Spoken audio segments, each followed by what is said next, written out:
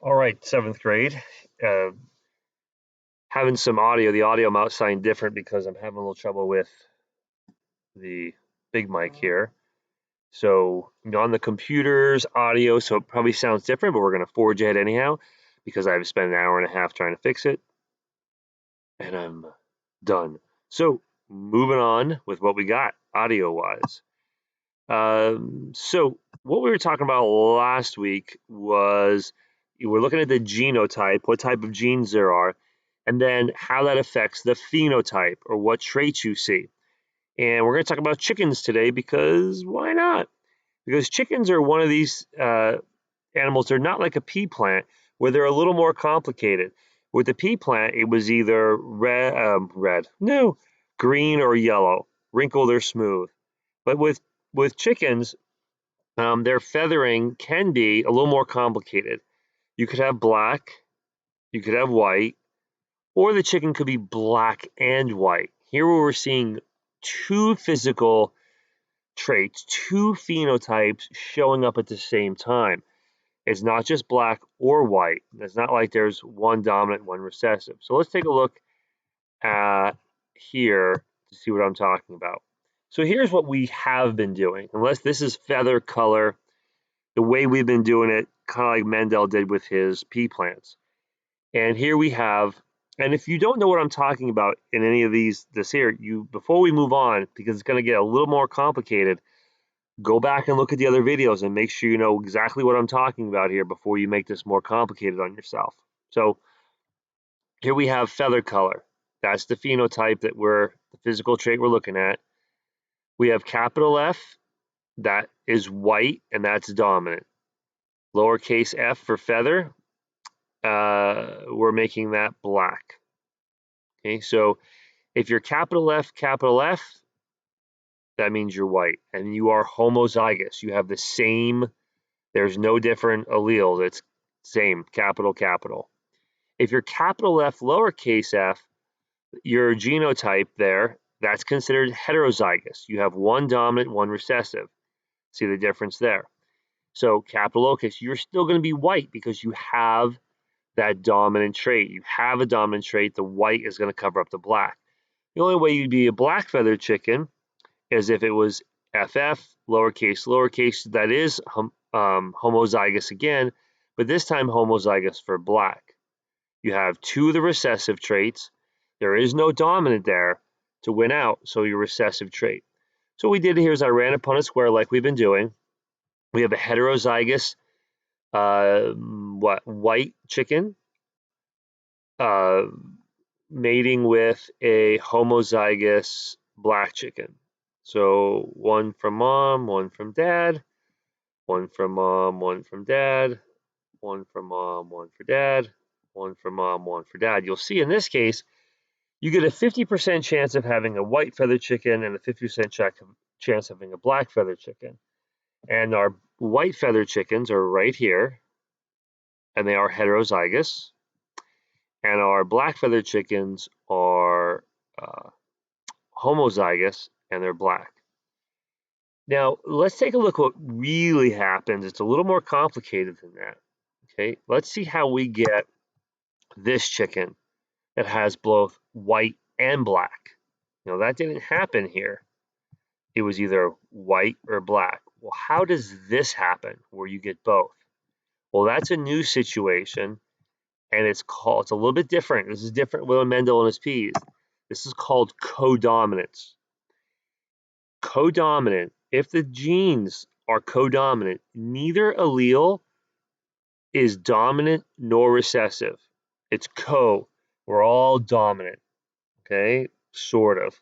Means we all have a chance of showing up. One or the other or both phenotypes will be present.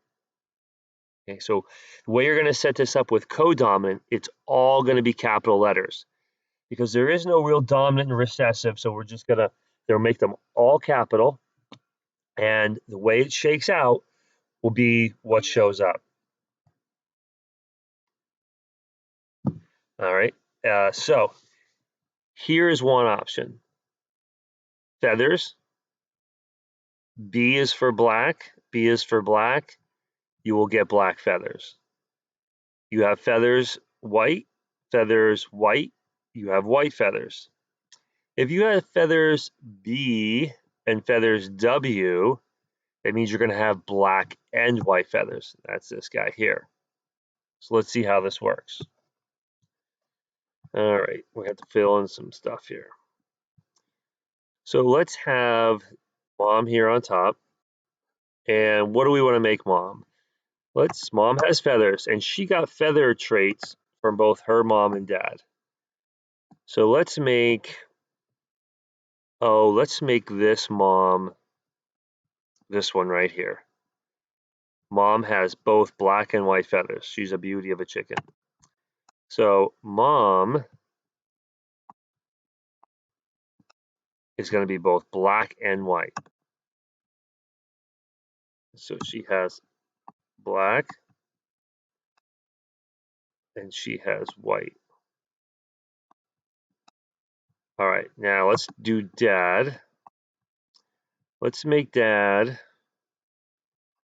let's make dad this guy right here. So it's this chicken mating with this chicken. Dad is all black in codominant. He's codominant for black. So dad got feather information from his mom, feather information from his dad. All right. Now dad, since dad is all black, he has to be capital B, capital B. Okay, so this is codominant.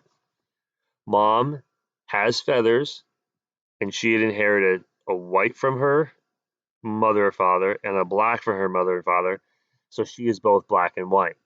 The dad inherited a black from either mom or dad and a black from mom and dad, so he has BB, he's black, she has black and white.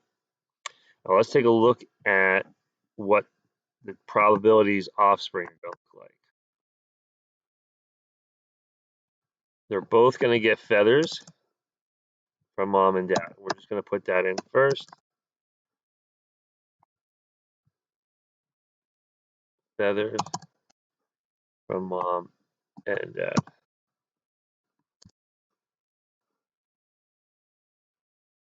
All right, now we got to start filling in these guys. So we'll go back to 10. All right, B from mom, B from dad. That chicken will have black feathers. All right, B, W. This chicken, B and W, will have black and white feathers.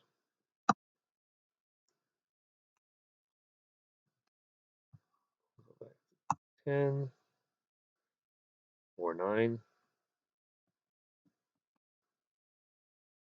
or 10.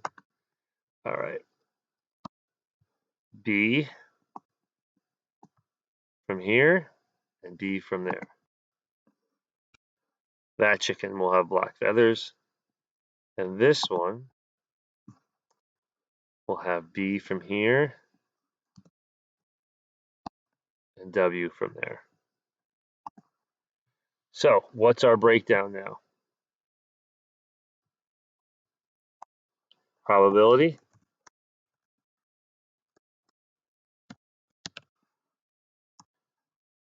We have a 50% chance of having a black chicken, black feathered chicken.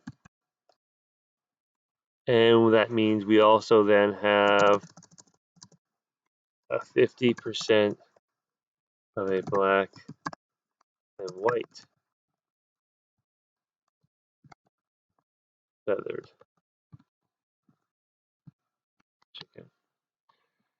50% of them are going to be black, 50% of them are going to be black and white. Notice we're not talking about homozygous or heterozygous because there is no dominant or recessive. It's codominant.